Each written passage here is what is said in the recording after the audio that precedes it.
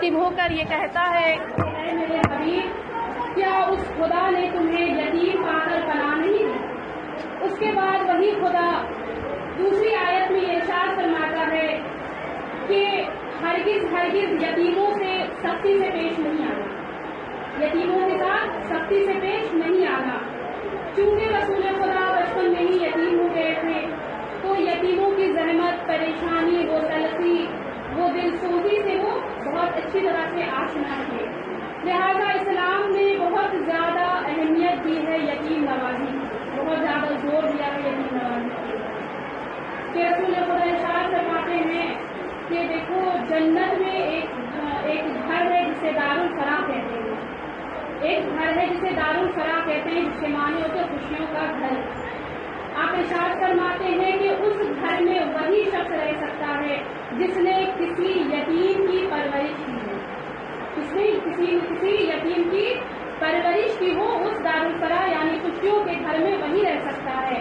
اس کے آگے آپ ارشاد فرماتے ہیں کہ دیکھو جس شخص نے بھی 3 یتیم کی پرورش کی ہو، اس کے ساتھ ایک شفیق باپ کی طرح رہا ہو، اس کے ساتھ ایک شفیق بھائی کی طرح رہا ہو، ایک شفیق ماں کی طرح رہی ہو، اس کی ہر ضروریات زندگی کو پورا کیا ہو، اسے احساس یتیمی نہ ہونے دیا ہو، تو آخرت میں اس کی جزا یہ ہے کہ اس کے اور میرے درمیان بس فاصلہ اتنا ہوگا جیسے 2 بھائیوں کے درمیان، یعنی انہوں نے پھر اپنی 2 انگلیوں کی طرف اشارہ کیا اور کہا کہ جتنا فاصلہ ان 2 انگلیوں کے درمیان ہے بس میرے اور اس شخص کے درمیان اتنا ہی فاصلہ ہوگا۔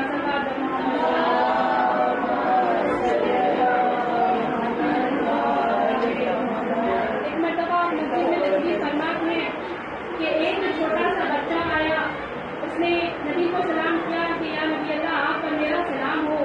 اس کے بعد اس نے کہا یا نبی اللہ میں ایک یتیم ہوں، میری ایک بیوہ ماں ہے اور ایک بہن ہے، آپ کو جو کچھ اللہ نے دیا ہے اس میں سے کچھ مجھے بھی دے دیجیے تاکہ میں خیر ہو جاؤں، اور اللہ آپ کو اس کے بدلے میں اپنے خزانے سے جو مال جو نعمت عطا کرے گا اس سے آپ کے رزق میں اضافہ ہوگا۔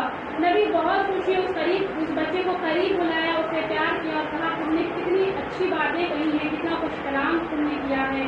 اس کے بعد آپ نے ایک صحابی کو اپنے بلایا اور اسے حکم دیا کہ جاؤ اور میرے گھر میں جو کچھ دستیاب ہو اسے لے کر کے آؤ۔ وہ صحابی آپ کے گھر گئے اور وہاں جانے کے بعد وہاں سے 21 عدد کھجوریں لے کر آئے۔ آپ نے اس بچے کے ہاتھ میں کھجوریں دی اور دے کر کے یہ کہا کہ یہ 7 کھجوریں تمہارے لیے، یہ 7 کھجوریں تمہاری ماں کے لیے اور یہ 7 کھجوریں تمہاری بہن کے لیے ہے۔ وہیں پر وہ صحابی کھڑے تھے، وہ اٹھے اپنے مقام سے اور اٹھنے کے بعد اس بچے کے اوپر شفقت سے ہاتھ پھیرا اور اسے دعا دی کہ جو تمہاری مصیبت، جو پریشانی ہے، جو تم محسوس کر رہے ہو اپنے والد کے جانے کے بعد، اس کا اندازہ سوائے ایک یتیم کے کوئی اور نہیں لگا سکتا ہے، لیکن میں تمہارے حق میں یہ دعا کرتا ہوں کہ خدا تمہاری مشکلوں کو آسان کرے اور تمہیں تمہارے والد کے بہترین وارث میں سے قرار دے۔ جیسے انہوں نے یہ دعا کی تو رسول نے اپنے صحابی کو پاس بلایا اور بلانے کے بعد پوچھتے ہیں کہ یہ بتاؤ کہ تم نے کس نیت سے اس بچے کے اوپر اپنے ہاتھ پھیرے، اسے دعا دی، اس کے حق میں اتنی دعا دی؟ تو وہ صحابی کہتے ہیں کہ یا رسول اللہ اتنا معصوم پیارا بچہ ہے اور اوپر سے کہ یہ یتیم ہے، مجھے دیکھ کر بہت افسوس آیا، اس لیے میں نے خدا کی خوشنودی کے لیے اس کے سر پر ہاتھ پھیر دیا۔ تو نبی فرماتے ہیں کہ دیکھو جو شخص بھی خدا کی خوشنودی کے لیے کسی یتیم کے سر پر ہاتھ پھیرتا ہے تو جتنے اس یتیم کے بال سیدھے ہوتے ہیں خدا بند عالم ہر ایک بال کے برابر اسے ثواب دیتا ہے اور ہر ایک بال کے بدلے جنت میں 2 فرشتوں کو مقرر کر دیتا ہے۔ صلوات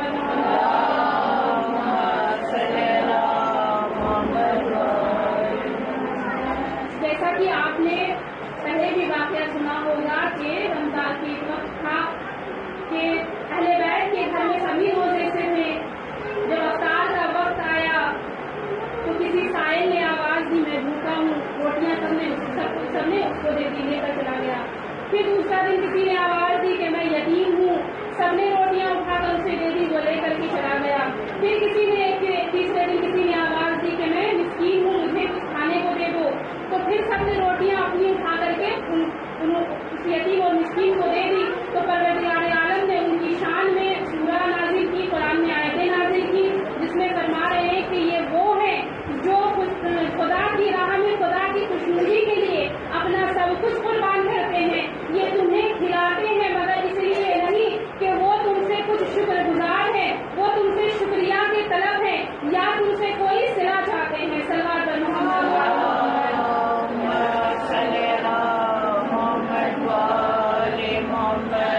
ایک مرتبہ رسول مسجد میں تشریف فرما تھے کہ ایک مرتبہ ایک شخص آیا اور آنے کے بعد کہتا ہے یا نبی اللہ، بہت میرا دل جو ہے وہ بہت تنگ ہے، بہت زیادہ تنگ ہے، مجھ پر جلدی جذبات کا اثر نہیں ہوتا ہے، مجھے جلدی گریہ کرنا نہیں آتا ہے، میں بہت تنگ دل ہوں اور بہت زیادہ میرے دل میں تنگی ہے. اور دوسری بات یہ ہے کہ میری حاجتیں پوری نہیں ہوتی ہیں، میں مانگتا رہتا ہوں، ہر چیز کوشش کرتا رہتا ہوں جو بھی مجھے کوئی بتاتا ہے، لیکن پوری نہیں ہوتی ہے. تو مجھے کچھ بتائیں کہ میں کیا کروں. تو نبی فرماتے ہیں کہ اگر تم چاہتے ہو کہ تمہارا دل نرم ہو جائے، تم چاہتے ہو کہ تمہارے دل میں لوگوں کے لیے جذبات پیدا ہوں، خوشی اور غم محسوس کر سکو، تم چاہتے ہو کہ تمہاری عادتیں پوری ہو، تو تمہیں چاہیے کہ تم یتیموں کی پرورش کرو. تم یتیموں کے لیے شفیق ایک رحیم باپ بن کر کے رہو. تم یتیموں کی جب پرورش کرو گے، جب تم ان کی دلجوئی کرو گے، جب تم ان کے ساتھ گفتگو کرو گے، تو تمہیں پتا چلے گا کہ تمہارے مسئلے کچھ اور ہیں، ان کے مسئلے کچھ اور ہیں، تم کہیں اور زندگی گزار رہے ہو تو وہ کچھ اور زندگی گزار رہے ہیں. صلوات بر محمد.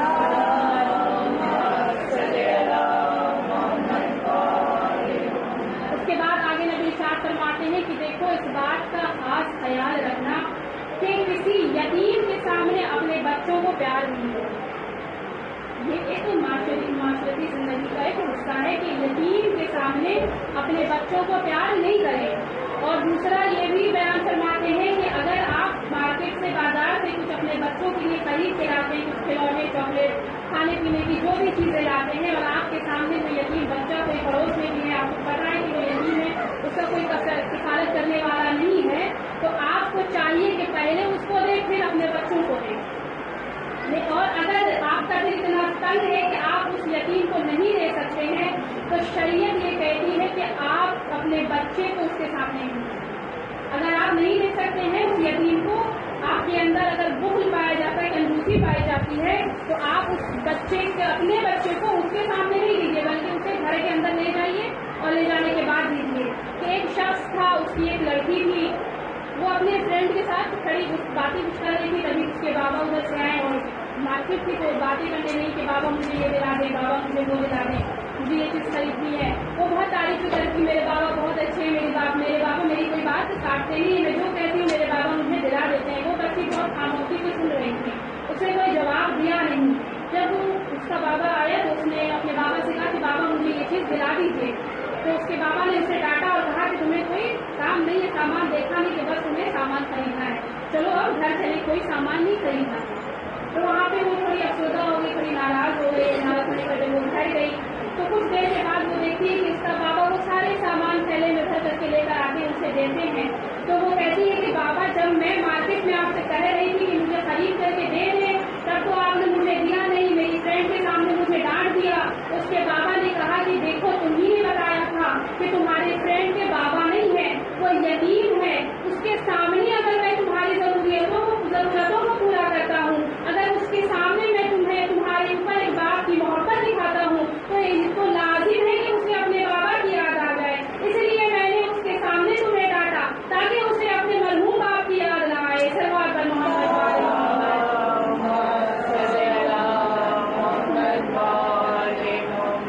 لہٰذا اس بات کا خاصا خیال رکھیں کہ کسی یتیم کے سامنے اپنے بچوں کو پیار نہیں کریں. اس کے بعد مولا علی کے بہت سارے خصوصیات، بہت سارے القاب ہیں ان میں، لیکن ان کی خصوصیات میں سب سے ایک خصوصیت یہ بھی ہے جو بہت زیادہ وہ خود پسند کرتے ہیں، وہ یہ ہے کہ یتیم نوازی، مسکینوں سے بہت زیادہ محبت کرتے ہیں، بہت زیادہ عزیز رکھتے ہیں مسکینوں کو، بہت زیادہ، اتنی زیادہ کہ جناب مالک اشتر وہ کہتے ہیں، ان کا بیان مالک اشتر حضرت علی کے سارے صحابیوں میں سے اس وقت میں سب سے زیادہ امیر اور زمیندار گھرانا تھے. ان سے بڑا کوئی بڑا وراثت کا مالک نہیں تھا. جناب مالک اشتر سے بڑا کوئی زمیندار، کوئی بڑا خاندان نہیں تھا. جتنے بڑے امیر اور جتنے ریاست کے مالک جناب مالک اشتر تھے. وہ جناب مالک اشتر کا بیان ہے، وہ کہتے ہیں کہ ایک مرتبہ جب حضرت علی کی حکومت تھی کوفے میں، تو بیت المال میں کہیں سے شہد آیا. تو حضرت علی نے یہ حکم دیا کہ اے مالک جاؤ اسے غریبوں، یتیموں اور مسکینوں میں تقسیم کر دو تاکہ انہیں بھی کچھ اچھا کھانے کو مل جائے. جناب مالک اشتر کہتے ہیں کہ میں نے دیکھا کہ علی نے مجھے حکم دینے کے بعد میں گیا، ایک ڈول میں شہد بھر کر لایا اور لانے کے بعد لوگوں کی ایک لائن لگی تھی، چھوٹے بڑے ہر قسم کے بچے تھے اس میں، بزرگ بھی تھے کہ وہ شہد لینے کے لیے کھڑے تھے. میں شہد دیتا جا رہا تھا، تبھی میری نظر علی کے اوپر پڑی کہ اس صف میں علی بھی کھڑے ہوئے تھے. میں نے کہا یا علی، آپ ہی تو مالک ہیں، آپ تو یہاں کے حاکم ہیں، آپ کو ان سب میں کھڑے ہونے کی کیا ضرورت ہے؟ تو جناب مالک اشتر کہتے ہیں کہ اتنا خوبصورت مالک اشتر نے یہ جملہ کہا کہ یقیناً آپ کا دل بھی خوش ہو جائے گا. مالک اشتر کا یہ جملہ ہے. مالک اشتر کہتے ہیں کہ علی کہتے ہیں کہ میں ان کے ساتھ اس وقت میں اس لیے کھڑا ہوں کہ انہیں شرم محسوس نہیں ہو کہ ہم احساس کمتری ان کے اندر نہیں آئے کہ یہ دینے والا ایک ہے، لینے والے اتنے سارے کھڑے ہیں. میں ان کی سائڈ میں اس لیے کھڑا ہوں تاکہ انہیں اس بات کا خیال رہے کہ دنیا کہیں رہے علی تو ہماری لائن میں ہے، علی تو ہماری سائڈ میں، جو اس وراثت کا ہے، جو اس سلطنت کا، جو اس تخت کا مالک ہے، وہ تو ہماری لائن میں کھڑا ہے. اس کے بعد مالک اشتر کا ایک بہت خوبصورت جملہ ہے. اس زمانے کے سب سے بڑے زمیندار، سب سے رئیس انسانوں میں شمار ہوتا ہے مالک اشتر کا. مالک اشتر کا ایک خوبصورت جملہ، وہ کہتے ہیں کہ جب میں علی کو مسکینوں اور یتیموں سے اس قدر محبت کرتے ہوئے دیکھتا ہوں، اس قدر ان کا خیال رکھتے ہوئے دیکھتا ہوں، تو میرا دل کرتا ہے کہ کاش میں بھی ایک ان کی طرح مسکین اور یتیم ہوا کرتا. صلوات محمد.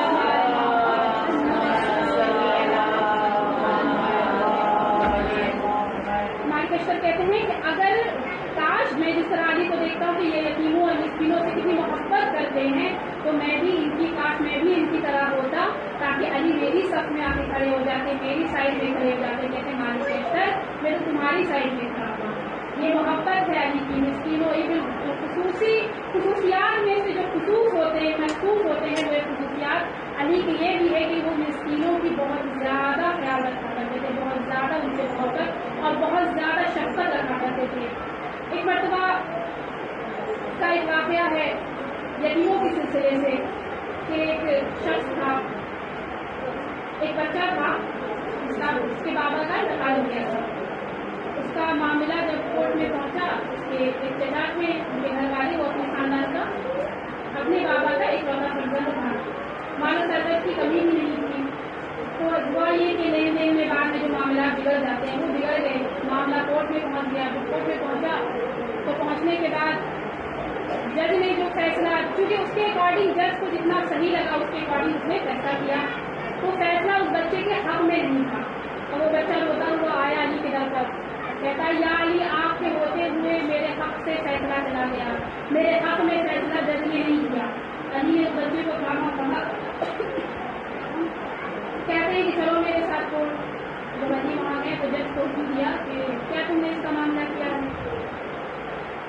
تو وہ جج کہتے ہیں کہ یا علی میں نے کچھ غلط نہیں کیا، وصیت کے مطابق میں نے ان دونوں کو فیصلہ سنایا، ان کا حق نہیں دیا وصیت کے مطابق. اور وصیت کسی غیر کی اس کے بابا کی ہے. اچھا ٹھیک ہے ریویو لو. یہ جو ریویو کا سسٹم ہے کورٹ میں، یہ اسلامی قانون ہے، یہ علی کی جاتی ہے. اور لگ بھگ اسلام میں دنیا میں جتنے قانون ہیں، جیسے تو کہاں ادا کرنا اور جو طلاق کے معاملات ہوتے ہیں تو ان کی کفالت کرنا، یتیموں کی کفالت کرنا، ان کی لین دین سے دیکھ ریکھ، جتنی یہ سسٹم ہے یہ سارے اسلامی قانون ہیں. تو علی نے کہا کہ یہ کام کرو، جو تم نے فیصلہ کی سنایا ابھی اس کا ریویو دو. تو اس میں فیصلہ اس نے وصیت پڑھ کے یہ سنایا کہ اس کے بابا نے، چونکہ یہ بہت چھوٹا تھا تو اس کے بابا نے اپنے بھائی سے یہ وصیت کی تھی کہ دیکھو ابھی یہ تمہاری کفالت میں ہے، تم اس کے کفیل ہو. کفیل جو دیکھ بھال کرتا ہے، جو بچے کی پرورش کرتا ہے، جیسے ہمارے والدین ہمارے کفیل ہوتے ہیں، جس کے والدین نہیں ان کے بڑے بھائی بہن ان کے کفیل ہوتے ہیں. تو جو پرورش کرتا ہے، جو دیکھ بھال کرتا ہے اسے کفیل کہتے ہیں. اس نے اس کی کفالت میں اپنی کفالت میں رکھنا، اور جب میرا بچہ سن بلوغ کو پہنچ جائے، جب بڑا ہو جائے، ہوشیار ہو جائے، اپنی ذمہ داریاں سنبھالنے کے لائق ہو جائے، تو جو تمہارا دل چاہے، جو تمہیں اچھا لگے، اس کو دے دینا، اس کا حق اس کو دے دینا. اس نے لفظ استعمال کیا کہ جو تم کو اچھا لگے. اپنے بھائی سے وہ کہتا ہے کہ جو تم کو اچھا لگے اس کو دے دینا. اس کے مطابق میں نے اسے دے دیا. اس کے چچا کو 2000 درہم اچھے لگے، اس لیے اس نے دے دیا. تو علی نے کہا تم نے جملے پر غور نہیں کیا، تم نے جملے پر غور نہیں کیا. اس کے والد نے کہا کہ جو تم کو اچھا لگے، تمہیں اچھا لگے، اس کا مطلب یہ کہ یہ 2000 جو اسے دے رہا ہے وہ اسے اچھا نہیں لگ رہا ہے. جو اچھا لگتا ہے اسے اپنے پاس رکھ دیتے ہیں. تو کہا کہ جو اس نے اپنے پاس رکھا ہے نا وہ اسے اچھا لگ رہا ہے، یہ اس بچے کا حق ہے، اسے ادا کرو. سلوات کرو.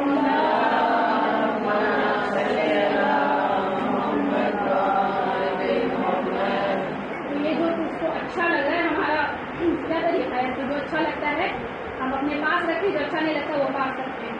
ان کو دیکھیں. جبکہ معصومین کا ارشاد ہے کہ اپنے مومن بھائی کے لیے وہی پسند کرو جو اپنے لیے پسند کرتے ہیں. تو علی نے کہا کہ یہ 2000 جو اس نے دیا اسے وہ اچھا نہیں لگ رہا، جو اپنے پاس رکھ دیا وہ اسے اچھا لگ رہا ہے، لیکن اس یتیم کو اس کا حق دیا جاتا ہے. یہ ہے علی کا فیصلہ. اور لفظوں کو پکڑنا. اس جج نے اپنے اکارڈنگ فیصلہ نہیں کیا تھا کہ جو تمہیں اچھا لگے اسے دے دینا، یعنی جو تمہارا دل کر رہا ہے اسے دے دو. اس کے بعد ایک معاملہ درپیش آیا علی کے پاس.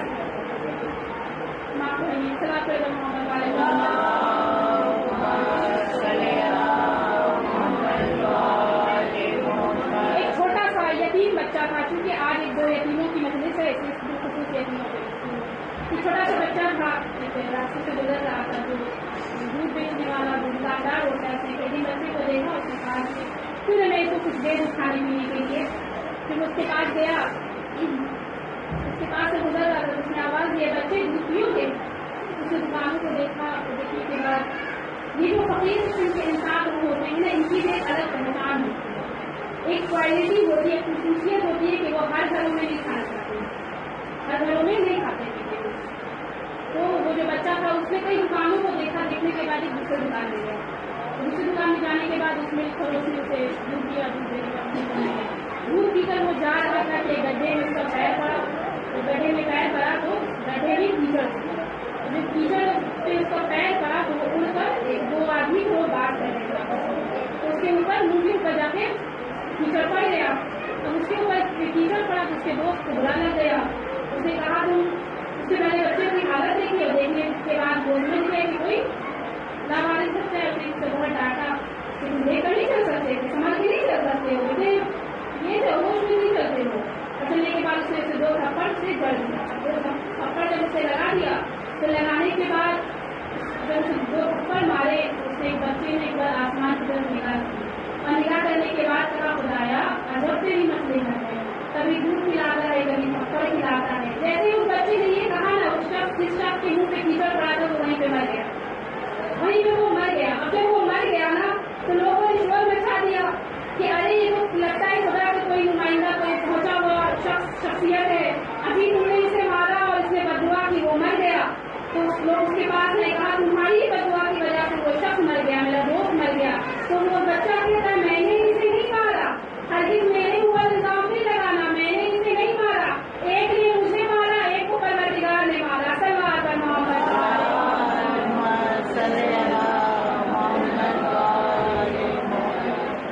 ہرگز مجھ پر الزام نہیں لگانا، ایک نے مجھے مارا اور ایک کو پروردگار نے مارا، لہٰذا مجھ پر الزام نہیں لگانا. اور اس کے بعد مولا علی کی اتنی زیادہ فضیلتیں، اتنی زیادہ روایتیں ہیں یتیموں کی پرورش کے سلسلے میں کہ بہت طویل گفتگو، بس چھوٹی سی گفتگو. ایک واقعات آپ کے پیسے سے بند کرنے کروں، اس کے بعد اپنی ایک مرتبہ تو واقع ہے کہ جب علی کی حکومت تھی کوفے میں، تو علی کی حکومت تھی کوفے میں، تو مولا علی ایک راستے سے گزر رہے تھے. انہوں نے ایک آواز سنی کہ کوئی بچہ رو رہا. جب وہ دریافت کیا تو پتا چلا کہ یہ کسی بیوہ عورت کا گھر ہے، اس کا شوہر نہیں ہے، بچے دودھ سے رو رہے ہیں. مولا علی گھر ہے، بیت المال کھولا، بیت المال کھولنے کے بعد بوریوں میں اناج بھر کے اپنی پشت پر لادا. تو جناب سلمان کہتے ہیں کہ یا علی میں آپ کا غلام ہوں، میں آپ کا نوکر ہوں، میرے سامنے آپ اپنی پشت سے بوریاں اٹھا رہے، مجھے اچھا نہیں لگتا، آپ مجھے دے دیجیے، میں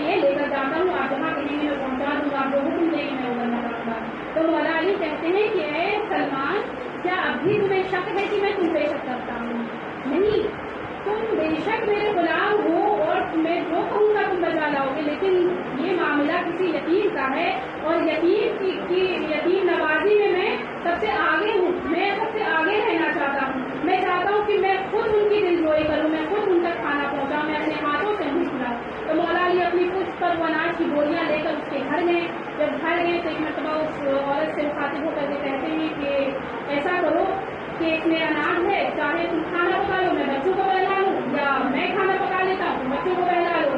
تو وہ عورت کہتی ہے کہ علی اے شخص، آپ بچوں کو بہلا لیں، میں کھانا پکا لیتی ہوں۔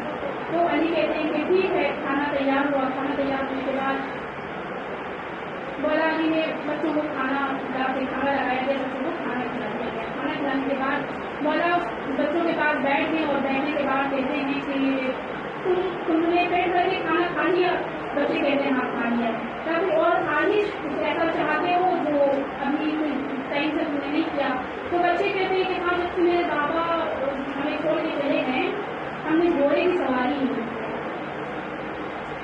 وہ بچے کہتے ہیں کہ ہم نے گھوڑے کی سواری نہیں کی۔ تو کہا کیسے گھوڑے کی سواری نہیں کی؟ کہا کہ میرے بابا گھٹنیوں اور ہاتھ کنکوں کے بعد بیٹھ جایا کرتے تھے اور پھر ہم کھا کر کے گھوڑے میں چکر لگایا کرتے تھے۔ تو علی کہتے ہیں بس اتنی سی بات ہے۔ تو مولا علی گھٹنیوں کے بعد زمین پر بیٹھ گئے اور بیٹھنے کے بعد اس پر گھمایا تو چکر لگایا۔ چکر لگاتے لگاتے علی وہاں پہنچے جہاں تندور اور تندور کے قریب گئے، سارے پھولے ہیں، تندور کے پاس گئے علی اور اپنے روشن کی رہے کر اپنے رخساروں کو دہتے ہوئے انگاروں کے سامنے اس طرح کیا اور کچھ پہ بچے بیٹھے ہوئے ہیں۔ اس کے بعد کہتے ہیں کہ میں نے ان بچوں کو خوش کیا ہے، تم مجھ سے ایسا علی ہے جب تک علی سے بات اسے کوئی یتیم نہیں تھا، ہر کوئی یتیم علی کے پاس ہو گیا، پورا طوفہ علی کے واقع ایسا علی جو شب کی تاریکی میں یتیموں کو سیر کرتا ہوں، جن کے لیے ناپا بن جاتا ہوں، آج وہی کوفے کی گلیاں ہیں، جو چھوٹے چھوٹے یتیم بچے کوفے کی گلیوں میں گرم ریت پر پھر رہے ہیں اور آپس میں کچھ باتیں کر رہے ہیں۔ کہتے ہیں بچہ اتنا تو ہم مدینے کے آنگن میں بھی نہیں گھومے جتنا ہمیں اس کو راہ قربان پر پیدل چلنا پڑ رہا ہے۔ پھر انہوں گفتگو کر ہی رہے تھے کہ ایک شور اٹھا، مارو مسلم کو مارو، مارو مسلم کو مارو۔ جیسے یہ آواز سنی نا تو بچے سہم گئے۔ سہمے ہوئے بچے ایک جھاڑ کے پیچھے جا کر چھپ جاتے ہیں، چھپ کر کہتے ہیں چھوٹا بھائی پوچھتا ہے بھیا یہ کس مسلم کی بات ہو رہی ہے؟ بڑے بھائی سے برداشت نہیں، وہ آ کے بھر آئی، بھائی نے بھائی کے گلے میں باہیں ڈال دی اور کہتے ہیں بھیا مجھے پتہ چل گیا ہے، یہ ضرور ہمارے بابا کی باتیں کر رہے ہیں نا۔ آئے بھیا ہم یتیم ہو گئے، بھیا اگر ابا سے اگر ابوذر نے ہمیں ابا کی منہ سے ابا کا منہ دکھایا تو ہم کیا جواب دیں گے؟ اسی گفتگو کے انداز میں رات ہو گئی۔ جب رات ہو گئی نا تو کوفے کے حالات بہت خراب تھے، ہر طرف سے شور بچا ہوا تھا، بچے بھاگ رہے تھے، ہر دروازہ کھٹکھٹاتے کہ کوئی ہمیں پناہ دے دو، مگر کوئی پناہ نہیں دیتا تھا ان بچوں کو۔ ایک مرتبہ بچے کہتے ہیں بھیا یہ وہی کوفہ ہے نا جہاں نانا علی کی حکومت ہوا کرتی تھی، نانا علی کی حکومت میں کوئی بچہ بھوکا نہیں سویا۔ اے بھیا یہ وہی کوفہ ہے جہاں ہمیں کوئی پناہ نہیں دے رہا ہے۔ اور بچے ایک جھاڑ کے نیچے جا کر چھپ جاتے ہیں۔ ایک مومنہ پانی بھرنے آتی ہے، کیا دیکھتی ہے؟ پانی میں ایک عکس ہے، ایک عکس ایسا دکھا جس کے لب خشک تھے، ہونٹ بالکل خشک تھے، بال بکھرے ہوئے ہیں اور چال سے چہرے ابلائے ہوئے ہیں۔ اس نے وہ بچوں کے قریب جب گئی نا تو بچے خوف سے تھرانے لگے۔ ان بچوں سے پوچھتی ہے بچوں تمہارا چہرہ دیکھ کر ایسا لگتا ہے کسی اقتدار کا دیکھ لو۔ بچے کہتے ہیں بتا دوں کسی کو بتاؤ گی تو نہیں نا، کسی کو بتانا نہیں ہم کون ہیں۔ وہ مومنہ کہتی نہیں بتائیں گے، ذرا بتا دو کہ تم ہو کون۔ وہ بچے کہتے علی کو جانتی ہو؟ وہ کہتی ہاں جانتی ہو۔ کہا عقیل کو جانتی ہو؟ وہ کہتے ہاں۔ وہ مومنہ کہتی جانتی ہوں۔ کہا